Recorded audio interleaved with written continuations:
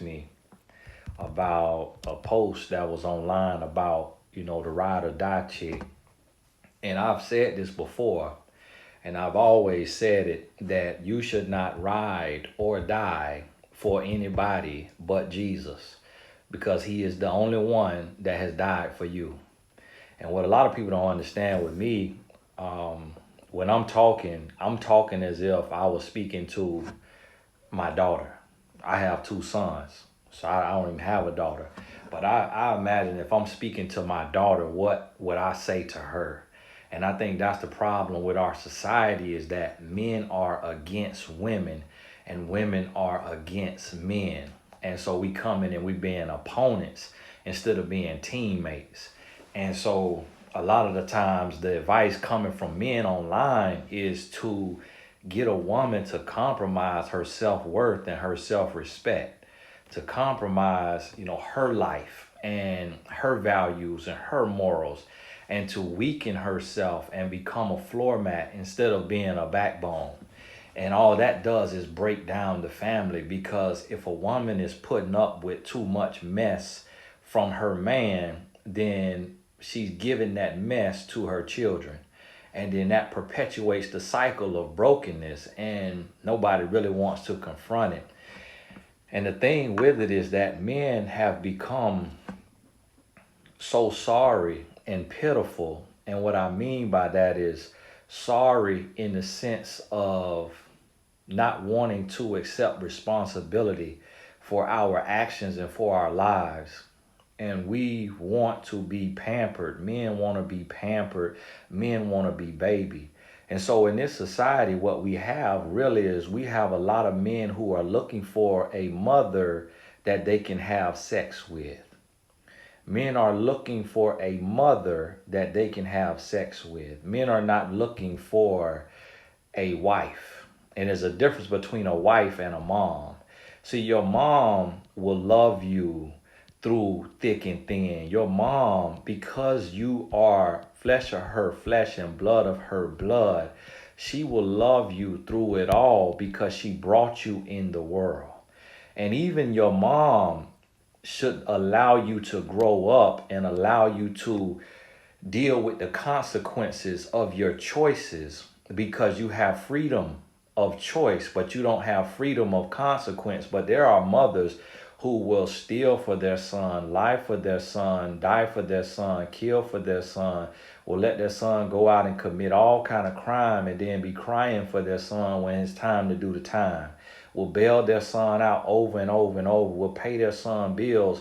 I remember moms used to go to jail writing bad checks for their son just so their son could wear a pair of Jordans, trying to buy self-worth instead of trying to teach him self-worth.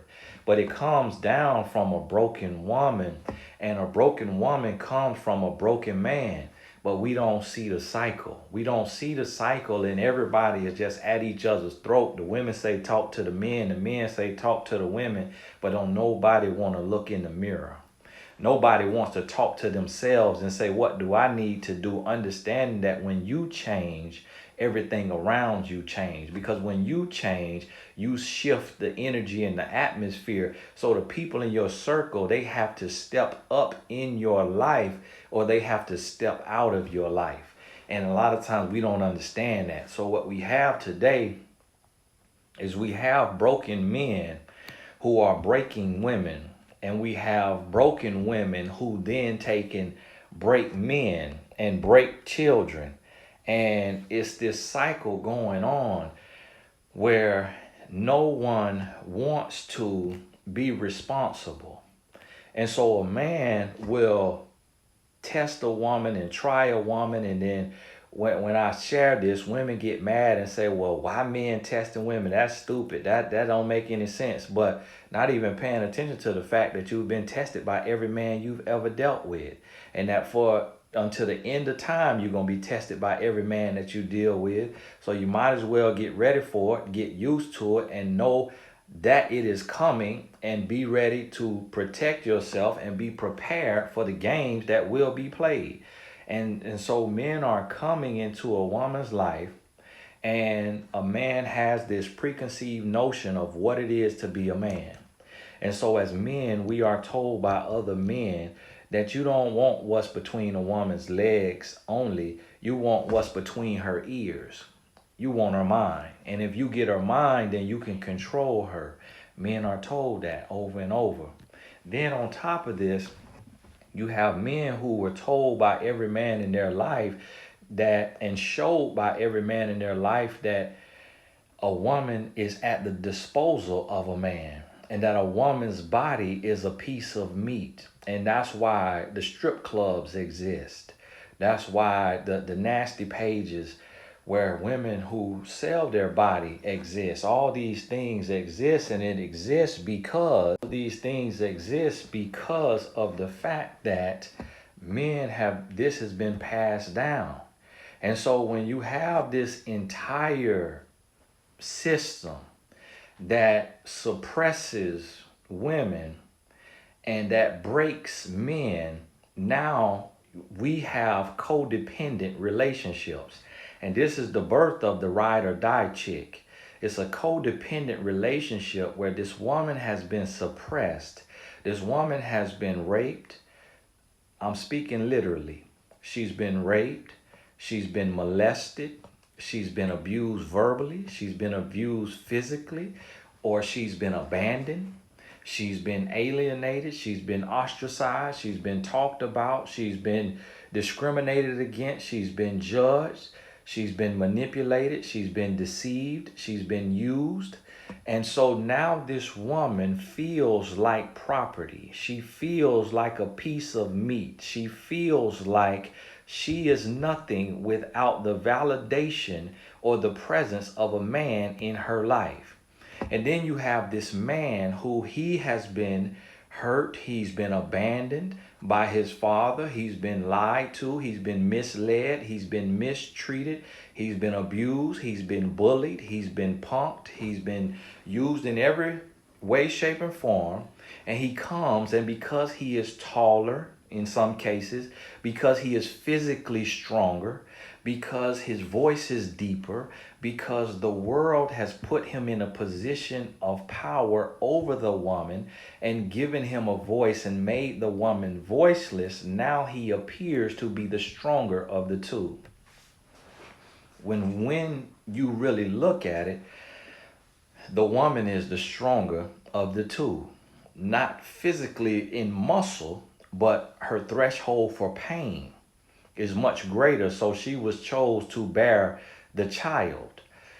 Her life expectancy is greater. Everything about a woman's emotional intelligence and her stability puts her in a position that is not less than a man.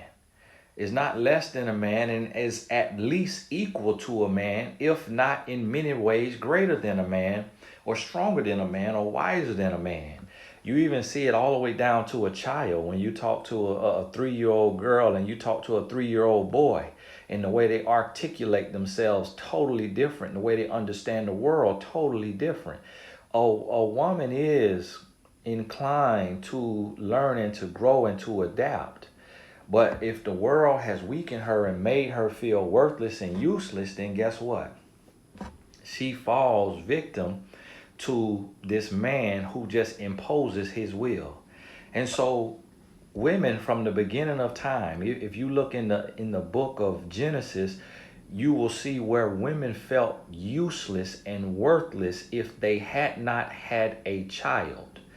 There was the 2 daughters who went and got their father drunk to have sex with him so that they could be pregnant, so that they could give birth, because 2 women from the beginning of time, to have a child was a rite of passage. You did not feel like a woman unless you had a child. And where does child come from? It comes from a man.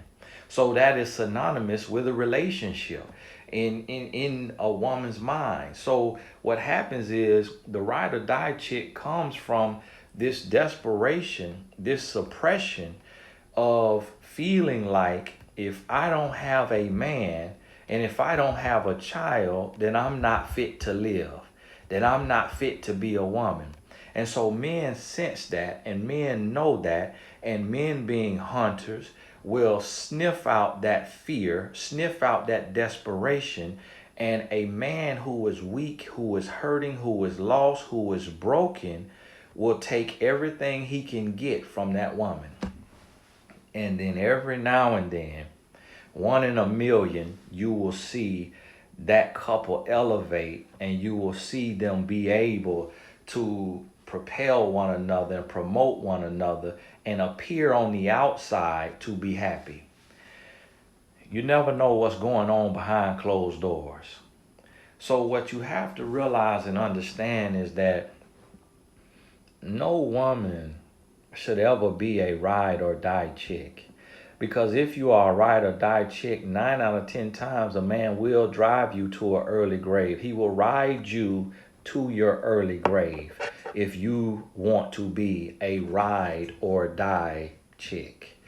Because humans who are hurting will hurt other people and not care, because it comes down to a survival instinct to where it is survival of the fittest.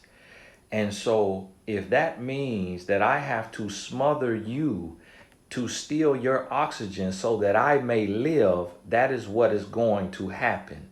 So when you have a broken, hurting, lost man, he will break and hurt his woman because he feels like that is what is giving him life. That is what is giving him purpose. And then that woman, a lot of times, will make that her purpose to please a man. And see, the thing about it is sometimes what's happening is a woman is using the man just as much as he's using her. So he's doing for her just as much as she is doing for him in a lot of cases because of how she sees herself. So if she sees herself as worthless without him, he gives her purpose. He gives her worth. He will give her children, or he will give her companionship. And even if that companionship is painful, she will choose to be in pain than to be alone. But see, here's the key. This is the key that 99.9% of women don't understand, and that's why God called me to do the work that I do. Because I, by the age of 21, had been with over 100 women. But me being a young man from the age of 16, I was looking for my wife. But having been misinformed and taught that a man's rite of passage is to sleep with multiple women, I did not know. I was not aware that what I was doing was wrong because it was the norm. But what started to happen is that I started to get down and I started to get discouraged, because what I saw is that every woman felt as if she was a floor mat instead of a backbone. And by the age of 21, I had been with over 100 women.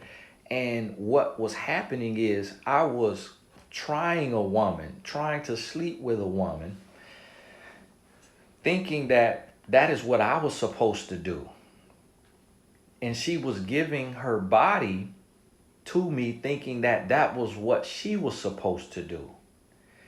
And then at 21 years old, I met the woman I call my queen that you see on my page, Gaskins. And here was this woman who had gone through everything that other women have gone through, all the pain in all areas and aspects of life, all forms of pain. But she had made a decision that she would not lie on her back to please a man or to keep a man.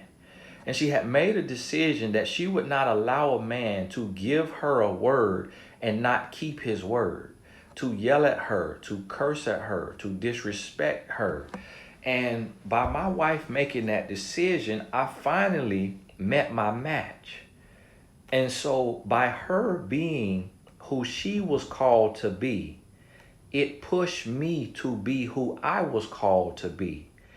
And the change that I made was a change that I was desiring, a change that I was seeking. It was something that my heart was yearning for, but I had no accountability. That is why life coaches and mentors and consultants and coaches and teachers exist, because of accountability. So my wife did not train me. She did not teach me. She did not coddle me, nor did she put up with anything disrespectful. She just stood her ground with her standards. And then she put a timeline in place, and she said, listen, she left me in dating and then gave me a second chance, and then left me in marriage and gave me a second chance. In dating, she left me for asking too many questions. I was asking too many questions, trying to be controlling. Where you at? Who you with? What you doing? What you got on? Where you going? And she said, it's too much. I'm going to holler at you. And I didn't see her for 6 months. We bumped each other 6 months later. My ego wouldn't let me chase her. I was 21 years old. And then in marriage, she left me 2 months into my marriage because I went back to the streets. So when I got back with her, after them 6 months after we were apart and dating, when I got back with her, I was in the streets, full time, and I was hustling. And she told me, she was like, listen, that's not you. You better than that. You smarter than that. And so I left the streets because of what she spoke into my life. But then when I got married and we had a son, I went back to the streets. And when I went back to hustling, most women, 90% of women will be okay with it. Like me, as a professional relationship coach and mentor and consultant today, I coach women who are doctors and professionals and lawyers and RNs, and their man is selling drugs. And that could have been my situation. But my wife, she told me, even with her not having a job and with our son being in the intensive care unit, she said, I refuse to be with a man who's gonna live an illegal lifestyle. And she walked out on me.